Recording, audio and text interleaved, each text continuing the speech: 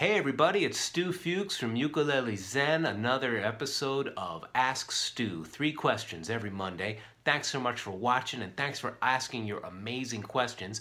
Hopefully, in the process of answering these questions, you have some of your questions answered. If you have a question you'd like to ask me, please leave it in the comment section below. If I choose your question, I'll send you a couple of tracks from one of my recordings. This is the last episode I'm going to be filming before I leave for a Florida tour. I'm going on a ukulele Caribbean cruise and touring Florida, then leaving for Europe. So I'm very, very excited about all this. Let's jump into the questions. First question is from Bruce Olin. Hi Stu, our senior ukulele players group is learning to play the basic strum pattern down, down, up, down, up, which I understand is a good strum pattern for most songs.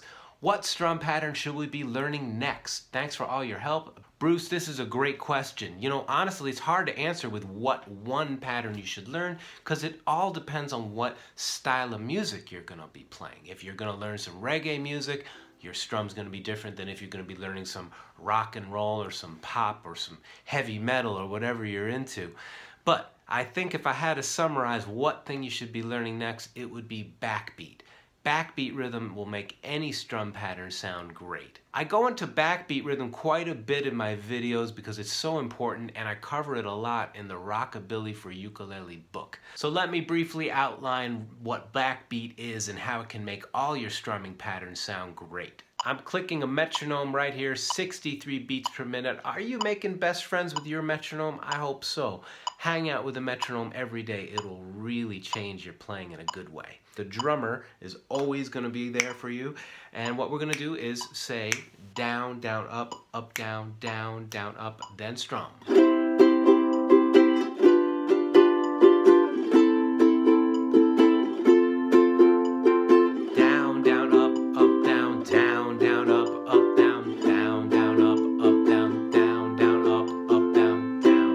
Now what's going to make this sound better is if there are accents on beats 2 and 4. That's what backbeat is. So down, down, up, down. 1, 2, 3, 4. That's the part of the rhythm that really makes you want to move. That's what's going to bring the rockin' groove, the soul, the funk, down, down, up, down. So watch now how when I strum, I'm going to emphasize those beats by strumming them a little harder and strumming the other stuff softer. If you don't emphasize the backbeat and you're playing everything very hard, the music doesn't have enough contrast between each of the sounds and it can sound kind of bangy. We don't want to be banging on every beat. We want most of the beats to be soft and just let those accents pop out. Now I'm going to play everything soft except for beats 2 and 4. 1, 2, 3, 4.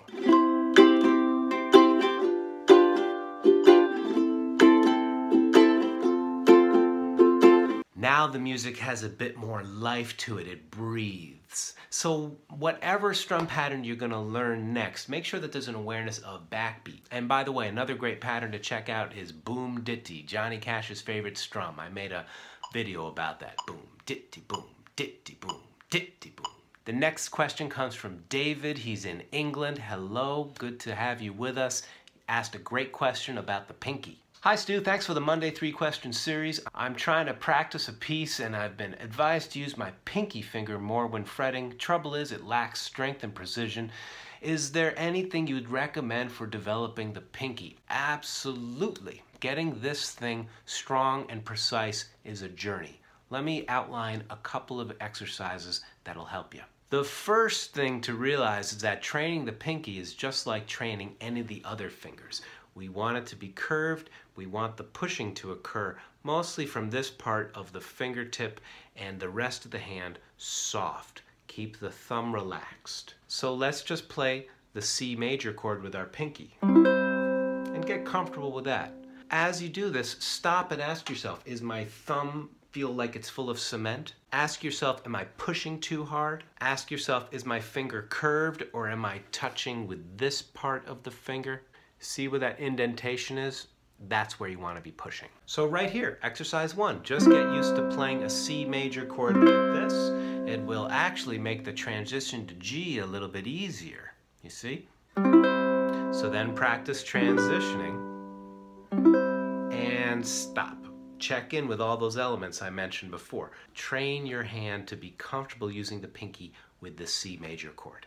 Exercise 2, play a scale or melody entirely with the pinky. So what am I doing there? 3, 5, 7.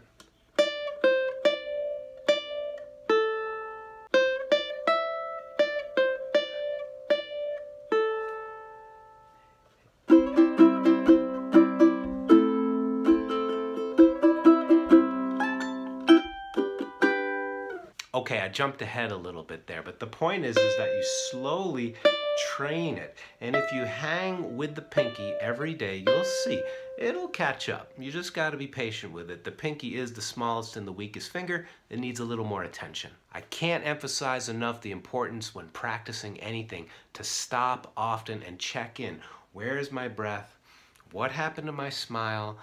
Is my thumb tight? We're not creating some high bar or anything or making ourselves tense. We're just trying to observe in a detached way. What's happening here? What's going on? Try to have that attitude as you practice, and pretty soon your pinky will be strong and flexible. The last question for today is about performing and how to choose an appropriate song. It's from Joka2966, and they asked, "My biggest challenge is really to find the correct song for the occasion, the right time, moment in the party, and to let it out. I've had huge success with this, made people cry, and within the same 10 minutes have failed miserably, getting no attention at all when I thought it was the perfect song for the exact moment. So my very challenging question is, how does one spontaneously take the stage and get everyone's attention? Regards, Johannes." Every musician in the world is concerned with this topic. How do we choose what's going to be appropriate for the moment we're in, and how do we get everybody's attention and keep it? This is a huge topic, of course, so this is going to be a quick answer. Later this year, when I launch my online course, Ukulele Zen, I'll go into all kinds of aspects of performing in the performance module. So allow me just to offer a few things here. For 8 years, I was an artist in residence at a cancer hospital in Buffalo, New York. Every day I would visit cancer patients, their families, hospital staff, people who worked, scientists who worked at the research facilities. And what I would do is I would play my ukulele, I would play my guitar, offer songs, I would play instrumental music for them.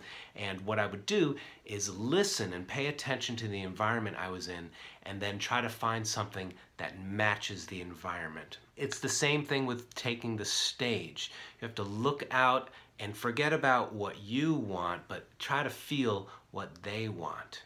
At the same time, however, you have to come from a place that's authentic to you. There's an old expression from Native American wisdom traditions: the heart pumps blood to itself first. And this is really true. If you're playing something that really lights you up, you're gonna have everybody's attention. If you're lit up by it, you're gonna bring them along with you. A key element in bringing people along with you is to look up and really physically interact with them. Use your eye contact, don't stare them down or anything, but invite them in. In order to do this, of course, we have to know the material we're playing pretty well, so we can look away.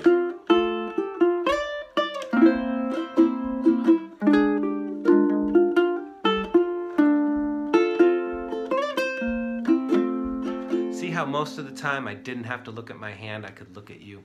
When we feel relaxed and confident about what we're playing, we're going to be able to not be so concerned with what we're doing, and we're going to be more in the mindset of bringing people along with us. That's how I can spontaneously improvise with an audience and find what's appropriate for them.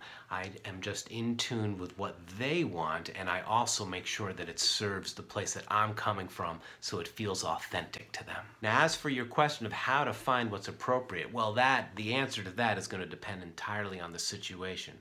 Sometimes when I would visit the hospital, there would be a very somber mood. Somebody might have just had some very bad news. All I would do there is just listen and just be their friend. Sometimes they would request a song, or sometimes some improvisation would come through where it would just express the feeling of the moment and it would offer some hope. At other times, the situation would be more celebratory, be families gathering together and just sharing a moment of love together. And for that, I would play music that reflects that. So it's really hard to say how do you prepare for that, except to say that get in the habit of paying attention to the world around you and try to match it with your music. Even if you don't have an instrument in your hand, maybe you're just walking down the street, try to feel the vibration of what is around you and communicate that through your heart. It's a wonderful thing to look out the window. Like right now I'm looking out the window, there's snow on the ground, and I'm just gonna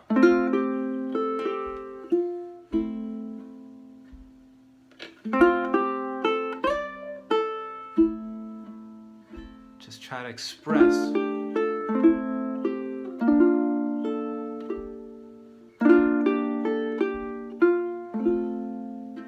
the stillness, of the evening light. It's dimming, the snow looks so beautiful. And then the vocabulary of what I've trained myself to do will come out spontaneously. Of course, we're talking about improvisation here. Great topic. I'm going to get into it in my course someday when I get that launched later this year. Thanks so much for your question, Johannes. All right, that's my time. Really appreciate you watching. If you dig this video, please give it a thumbs up and subscribe to Ukulele Zen. Ask me your question in the comment section below. Look forward to hearing from you. Really appreciate you being part of this channel. Feel free to share this video with your friends. I hope you got something good out of it. Look forward to seeing you in the next one. Peace.